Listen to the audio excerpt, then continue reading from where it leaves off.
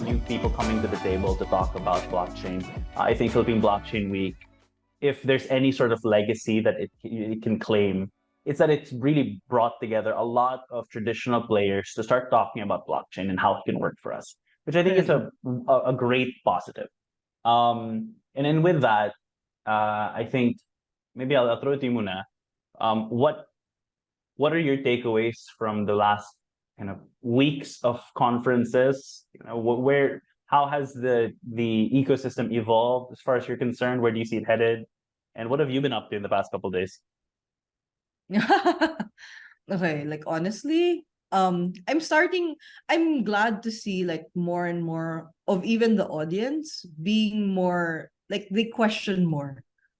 Okay. I think it's lucky that we're in the bear right now, because when it's bull, everybody's just all in all the time, right? And all people see are the numbers. But nowadays, like people want to know what something actually does. And like these kind of question, like when we went around, like even the booths, or if you listen to the talks, it's all about what each and every protocol or project is actually bringing to the table, and what are they actually doing. Not just, oh, I'm launching this shitcoin, right? But what can I actually do with your token is what most people want to know. In fact, like afterwards, like people were asking me, oh, okay, they kind of, because I understand like our specific token and our specific protocol is actually difficult to grasp your head around. Pero like the questions were already getting very like very specific, and there were people like they were already catching on na parang, okay, so it's really used for like authentication. You really need to use it as like, oh, and then may isa na like tita modes, right? She was like, oh, para siyang serial number. And like, yes, that's like your wallet is a serial number. And then she was like, ah, talaga? Like, yeah, just treat it as that. Yeah. So we're getting there. We're getting there. There. And so I think this speaks to. I mean, you are in a you're in a very specific position as a communication expert whose job largely entails explaining the value of something very technical processes to largely non-technical people. I would imagine, Yep. I mean, I'm as a journalist, I'm covering tech, specifically blockchain. That's been my challenge over the past how many Yep. years, right? It's nice to see more and more types of people coming to the table, because of events like these, initiatives like these. But also, it means like this is the time for us to kind of figure out, okay, how exactly do we talk about blockchain, right? And so in your particular case, someone who works around climate finance, with KlimaDAO, how do you talk about the kind of innovations you're bringing to the table? Well, so the good thing is it used to be really difficult. Okay. Given when we were just a token.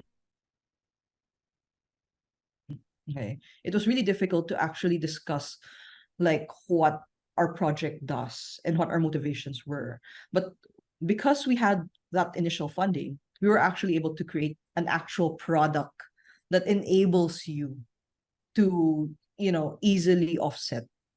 Okay. So like that's actually our communication solution, because sometimes like you can talk about all the, and you'll notice this a lot with like a lot of Web3 companies. They talk about the possibility of their product. Okay. Sobrang red flag lang yun eh. Yung the possibility of our product, this is what it can do. Okay, versus to what it actually does. So we actually spent our time like building something that actually makes it really easy to do offsets, really easy to trace your offsets. It makes it really easy to actually do the offsets, or even like let's say you're a trader, right? You're a trader and you want to sell offsets. Meron din. So it's a platform, it's essentially a market for carbon offsets. That's like the back end is very much blockchain. So yeah. Did I answer your question? You did, but I want to take a step back further, actually. Okay, so what exactly is KlimaDAO? What do you guys do? Oh, okay. So, KlimaDAO, essentially, we accelerate the delivery of climate finance to high impact sustainability projects. That's what we do. Lots of big words, but in a nutshell, that it is. Okay, maybe you could break that down for me. Who are the people who, like, who are the customers, essentially, the clients, right? The holders of this product. Okay, so the clients can be anyone. Right now, because we launched Carbon Mark, the clients, anyone can do it. So it's democratizing offsetting. So dati, only the companies had access to it, right? Yes. Like big companies could do your offsets for you. That's why you'll see like only like airlines, because airlines consume a lot of carbon, so you constantly need to offset. So they'll always give you an option to offset. Okay. But yun, aside from it being extremely opaque, you don't really know, like, you don't know who is doing it for you. You don't know what you're actually doing. You don't know how much is being, like, parang what is an actual ton? Okay, what is an actual ton? So, all of these things, we actually made it very easy so that you can actually do it yourself. Okay, so the answer to your question is everyone, but for the DAO itself, we actually have a bunch of contributors all working on it, and we do have a lot of members all who are token holders, because the token holders and the offsetters are two different things. Yeah, yeah. So token holders are the ones who, like, they want to, it's a governance token, so they want to like control us as a company, or want to help us make decisions, steer us in the correct way. Let's say those are the token holders. These are the people who Um, believe in the mission, essentially. yes, essentially believe in the mission. But if you want to just use our product, and the answer is anyone can actually use our product. Right. So I can, I have a friend, what he gave his daughters is he offset their entire life. Oh, okay. He offset their entire existence.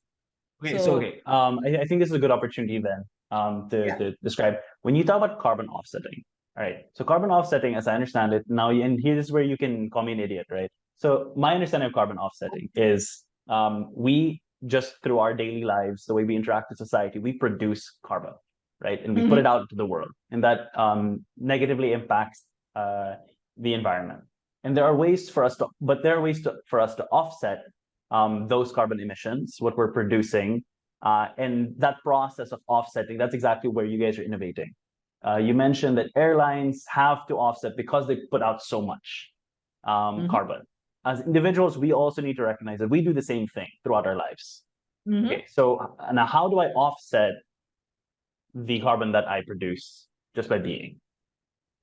Okay. So there are different calculators to determine how much you actually use, because it's different per country. Right? It's different per country because, like, for example, if you live in Singapore, it would be different from if you lived in Manila. Okay? Because Manila, our electricity runs on coal. Hindi naman pwede na wala tayong electricity. And like you said, to exist, we need to consume we need to consume carbon. Yeah. So unless we like off ourselves, which we don't want people to do, nope, not As definitely not. positively as that'll impact the environment, I think it's a bit high of a cost. Yes. Because Yeah. like your Yeah. lives, just your Yeah. lives, it's you exist, therefore you need to pay for your existence. Para siyang penance eh. Like I don't like using penance as because you can't stop yourself from sinning. You can, but you need to rid yourself of that original sin. Which is what, capitalism. It's capitalism and existing, right? Like Right, right. you can't help it. So um yeah. So it's actually you can actually offset your existence. You calculate it, and then all you need to do is go on our website, Mhm, which is carbonmark.com.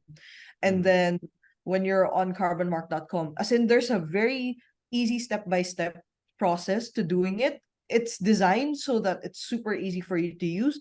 But just in case mahirap pa rin or you don't understand anything, we do have like webinars on YouTube that take you step by step through the process.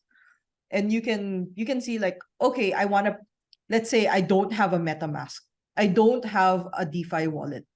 Okay. That's always a common problem with like regular people, diba? Like when you're not yet in the loop, even getting a wallet is such a hurdle. Yeah. So you don't actually have to get a wallet. You can pay through credit card. So you just like we're partnered with different companies so that you can actually like just pay through your card. It's pretty safe, and then after that they will issue you a wallet address. You automatically get one, and it's credited to that. So Okay, super. using Carbon Mark, I Mm. can calculate exactly what my emissions are. Or um is it throughout my life? Is it a per month thing based on my lifestyle? it's depending on you if you want to calculate like just a month or you want to offset an entire year. Yung month sobrang liit lang yan eh. Yeah. Truthfully, maliit yung month. Pero throughout your entire year, you can offset an entire year in one go. And then the good thing about Carbon Mark is you can actually pick the project that you want to support. Okay, so that actually was going to be my question. So I've now calculated how much I'm producing, and Mhm. then there's an associated kind of peso or dollar amount to that Mhm. I can then pay. So how does me paying translate to that carbon actually physically being offset in the environment? It's Aha. by okay, there you go. So essentially, you're retiring it. You're taking the offset off the market. Okay, so that they need to produce more.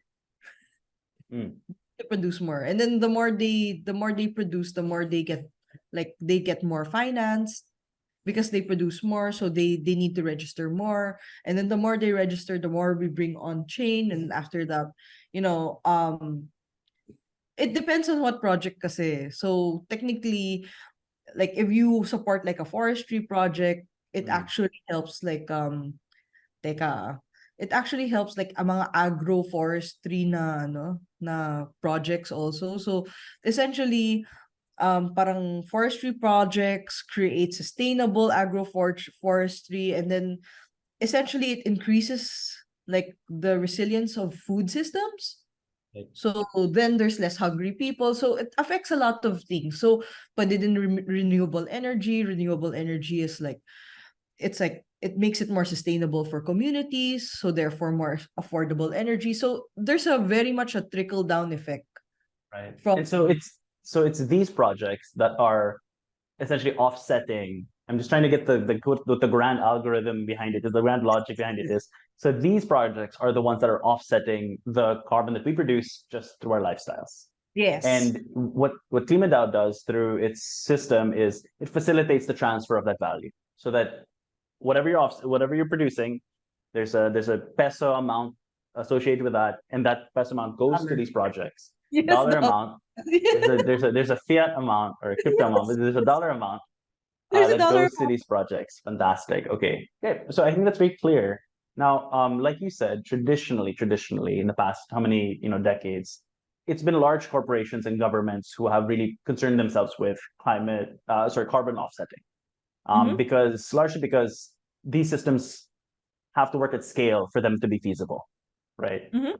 But with KlimaDAO and the stuff and the things you're doing, individuals can also participate in a meaningful way. Yes. Yes, yes, yes. You kasi like the thing with Teka, Tiago, I need to stop you there because I need to tell you that we're actually not the bridge, the carbon bridge. Mhm. I'm telling you, it's very complicated because Uh-huh. we're not the ones who actually supply the carbon.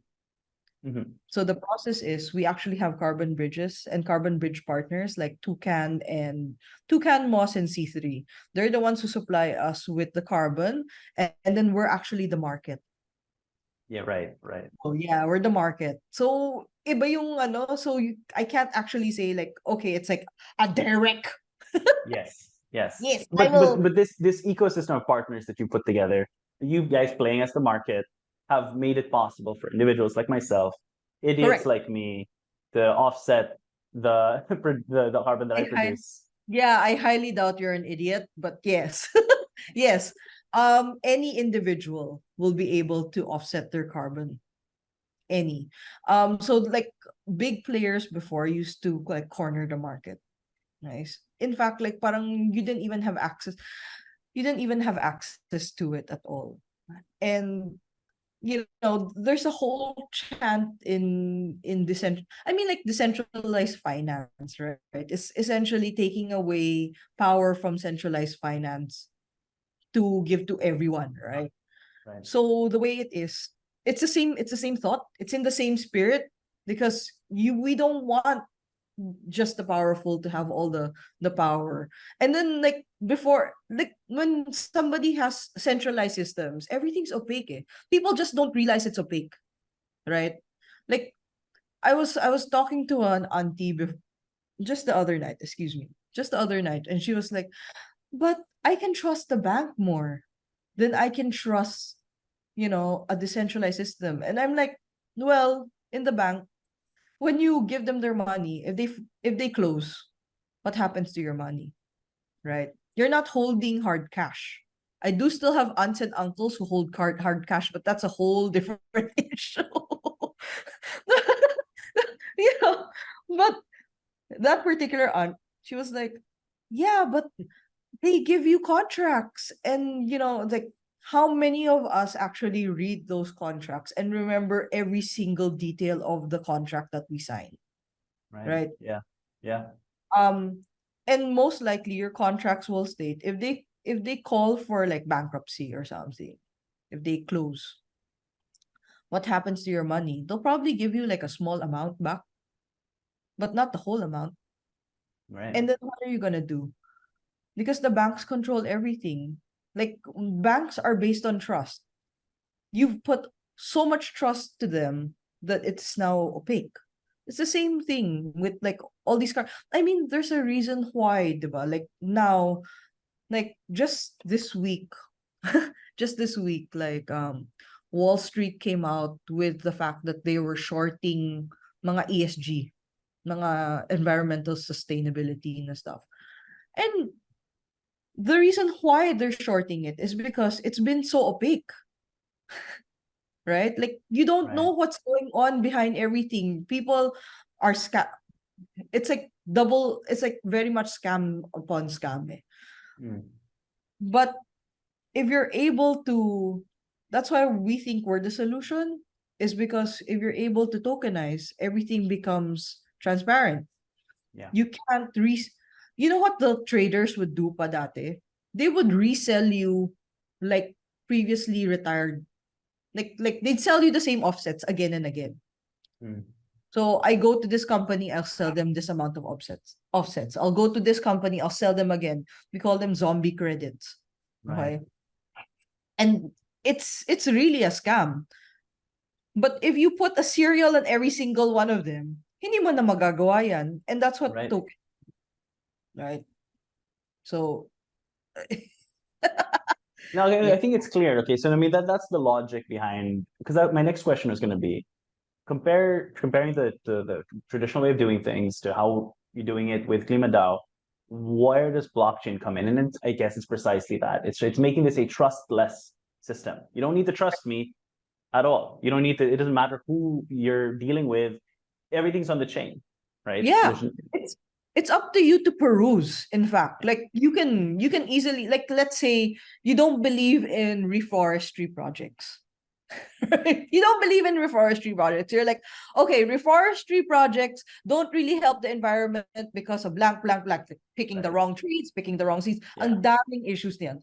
You can say that, like other environmentalists may say that, others don't. Okay, it depends on what you believe in. If you don't believe in, like, let's say you're like, oh, hydropower is actually not good for the environment. Well, what type of power is good for them. We have solar power also. So it's up to you to retire which type you want to retire. It's all there. You can, it's even down to like you can open there's a link that is sent to you. And kasi we once you do the retirement, okay, we'll send you an actual like form, and there's a link attached to it wherein it's a receipt. That link you can click, it sends you to the actual offset with the number of the, like, you can, there's a cell phone number, there's an actual address, you can see it on your Google map where exactly it is, stick a satellite person there to actually view. So it's up to you to very much like look into it. You can pick and choose as you want.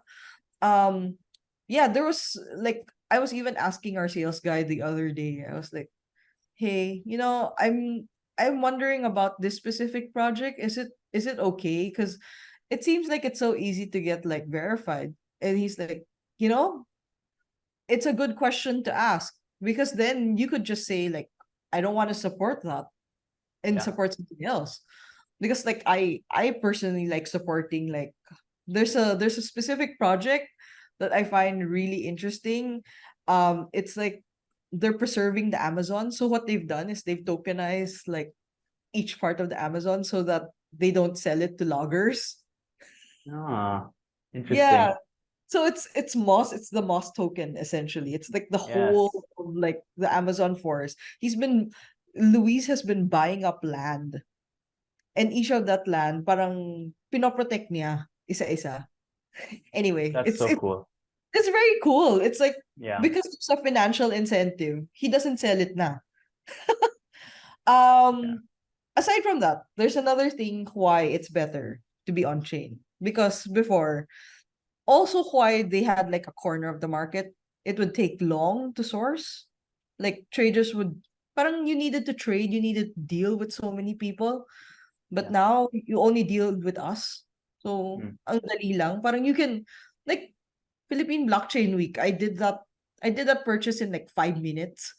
mm, As soon as I got the yes from PBW, I was like, okay, click, click, click. yeah, Approve on MetaMask. Approve, approve, approve, approve. Done. yeah. There you Yeah. go. Yeah. Yeah, it's Okay. super. Yeah, it's So, super. Denise, you were talking earlier about since you're describing now the different projects, the projects that you personally believe in, and I'm sure that's true for many people in the community. They hold these tokens, they participate in this community because they really believe in the mission, right? Which I Yes. think brings us to the fact that KlimaDAO is structured as a DAO. And so I'm hoping to ask you, since again, communications expert who has to talk to outsiders about what this technology is. So what the heck is a DAO, right? Heck is the I'm DAO? yeah, Oh my God, this question, I swear. So a DAO is a decentralized autonomous organization. You can work remotely from anywhere. Basically you come together.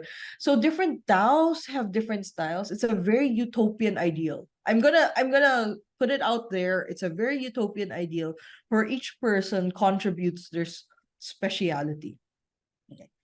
To a certain point, I kind of liken it to a nunnery. okay. This is the first time I've heard this metaphor. So I'm like, okay, Okay. how is it a nunnery? How is it a nunnery? It's like, when you become a nun, kasi. And this I didn't know until my one of my really good friends became a nun. Okay, Okay, so when she joined, like whatever your job on the outside world is, you bring it inside to the nunnery. hmm. Okay? So whatever your job specialization is, you bring it into the DAO also. So like I've been in advertising for years, marketing for years. So syempre, like what I brought to the DAO was, okay, I have specializations in marketing and communications. That's what I'm bringing to you guys. Um, so it's a very interesting space because syempre, you do have occasional, like, I'm not gonna sugarcoat it. You do have occasional people saying that, oh, I can do this or I can do that. But it's a very Like, I'm not gonna sugarcoat it. A lot of people have an inflated view of what they can do. Right? Yeah. That's a Yep. good way of putting it. Yeah. Yeah. But but when it comes down to the actual work, because everybody is anonymous, or in the beginning, everybody was anonymous. Nobody knows exactly what your background is. It all came down to the work. So if you're not doing work, it's kind of reflected that you're not doing work. Because may output yan eh. Everything that you work on actually has an actual output. And it used to be that, and this is what I mean by different DAOs actually have different systems. So you might join like MakerDAO and it's a totally different system. You can join Olympus, you can join Temple, you can join, they all have different systems. It used to be that they were compensated based on output. So like let's say wala kang ginawa this month, then your compensation is smaller. But like our DAO, we realized that it caused instability because humans like having the assurance that they will have a job next month, or kung magkano yung take-in nila next month, right? So we kind of set like, okay, like a traditional company, you have KPIs, ganyan. So it's not that we're flat, we're not flat either. You do report to someone, but every voice is heard. It's very close knit. Every voice is heard. You can raise your case no matter who you are. So it's, yeah, and then of course we have our governance system. My God, it's a totally different thing pa, because every time you want to propose like a different change or a budget, or like say a system change, you have to let all the token holders vote. So isipin mo, in a traditional company, that's basically doing like an investor vote every single month. But because it's digital and they're not really investors, it's different. Your token holders. It's incredible. So I live in a small building, and just the other month we had our annual general meeting, right? Couldn't Yeah. even get a quorum to vote on on couldn't even get the quorum of 100 people together to vote on anything. Imagine like your DAO, right? I mean, it's a challenge. Okay, so my follow-up question there. I think there's a lot of there's a really nice parallel between the mission of KlimaDAO, which is to democratize the ability to offset carbon in the world, which has been siloed and gonna I'm gonna say the word gatekept, but really it's just because of the way things used to be run. It only made sense for larger institutions to concern themselves with offsetting. Now you're decentralizing that, you're making it easy or even possible for individuals to do it.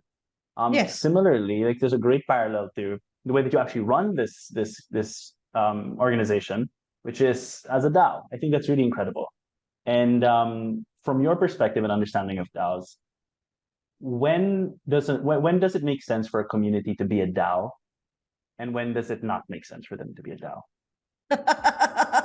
That is a tough question to ask. That's a tough question to ask.